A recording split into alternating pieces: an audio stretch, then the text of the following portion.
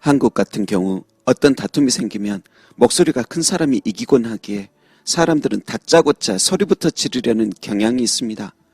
여러분, 그런데 우리가 자기의 분명한 소리를 확실히 내는 것은 중요하지만 모든 매사에 먼저 큰 소리부터 지르려는 버릇은 결코 서로에게 좋지 않을 것입니다.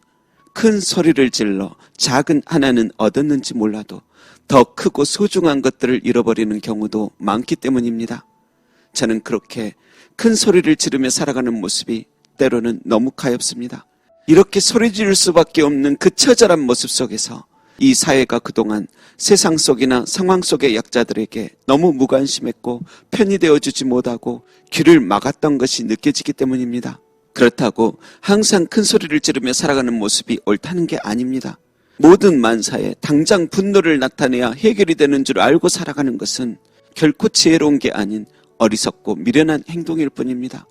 조금만 건드려도 터져나오는 분노를 항상 참지 못하고 살아가는 것은 결국 우리 자신을 부끄럽고 초라하게끔 여기게 만들어버립니다. 여러분, 할 말은 하고 사는 게 잘못된 건 없습니다. 너무 불합리하고 억울하기 그지없는데 그 수욕을 참기만 하다가 더 큰 문제로 발전할 때도 많지 않습니까? 만일 누명을 써서 경찰서에 끌려갔는데 조용히 참기만 하면 되겠습니까? 분노하며 적극적으로 자신을 변명하는 게 옳습니다. 여러분, 그런데 특별한 이런 때를 제외하고는 아무리 분노가 생겨도 참을 줄도 알고 기다릴 줄도 알아야 할 것입니다. 그리고 분노를 터뜨려도 후회 없는 분노, 단 한 점의 부끄러움도 없는 분노가 되어야 합니다. 이성의 끈을 놓아버린 채 나홀로 분노하는 것은 결국 부끄러운 분노만 될 뿐이고 상대방에게도 너무 큰 스트레스만 안겨줄 뿐입니다. 여러분, 잠언 12장 18절에 칼로 찌른 같이 함부로 말하는 자가 있거니와 지혜로운 자의 혀는 양약과 같다 하셨습니다. 오늘도 당신의 혀가 분노로 인하여 칼로 찌르듯 사람만 아프게 하고 결국 좋아지는 것은 하나도 없는 그런 삶이 아닌 오히려 힘든 세상, 아픈 세상 살아가는 이들의 약이 되고 복이 되길 소망합니다.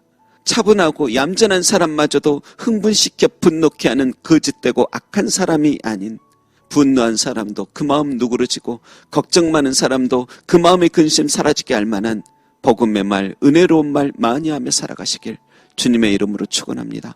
기도하겠습니다. 주님, 내 입에 파수꾼을 세우소서. 때로 어쩔 수 없이 분노할 수밖에 없어 큰 소리를 칠지라도 후회 없는 분노, 부끄러움 없는 분노가 되게 하옵소서. 칼로 찌르듯 남의 마음 아프게 하는 삶이 아닌 아픈 사람도 우리 말을 듣고 치료되고 안심되게 하는 위로자의 인생 살게 하옵소서. 감사드리며 분노자의 인생 아닌 은혜의 인생 살게 하신 예수님의 이름으로 기도합니다. 아멘.